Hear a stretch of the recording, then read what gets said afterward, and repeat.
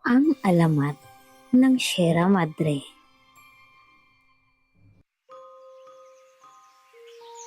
Noong unang panahon, sa malayong bahagi ng hilagang silangan ng Luzon, may isang napakagandang dalaga na nagngangalang Sierra. Siya ay anak ng bathala sa mga bundok at diwata ng hangin. Kilala siya sa buong kapuluan dahil sa kanyang kabutihan at pagmamahal sa kalikasan. Araw-araw, nililibot ni Sierra ang kanyang kapatagan. Dinidiligan ng hamog ang mga halaman at pinapahinga ang mga ulap sa kanyang mga palad. Saan man siya dumaan, sumisibol ang mga bulaklak at umaawit ang mga ibon. Ngunit higit sa lahat, kilala si Sierra sa kanyang pusong mapagkalinga, lalo na sa mga tao sa paanan ng kabundukan.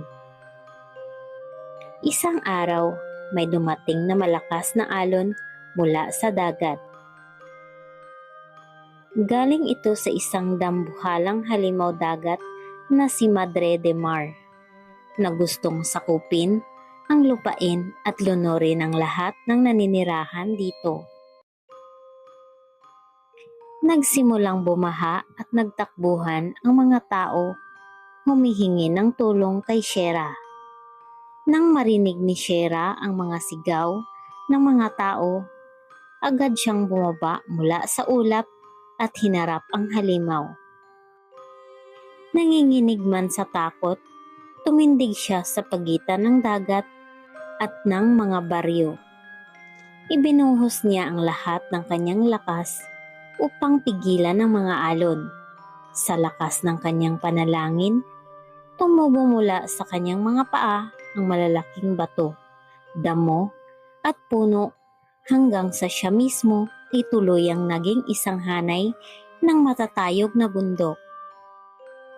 Mula noon, hindi na muling narating ng halimaw dagat ang mga lupaing iyon. Nabuhay ang mga tao at tinatawag nila ang mga bundok na iyon na Sierra Madre, bilang pag-alala sa dalagang nag-alay ng sarili upang protektahan sila.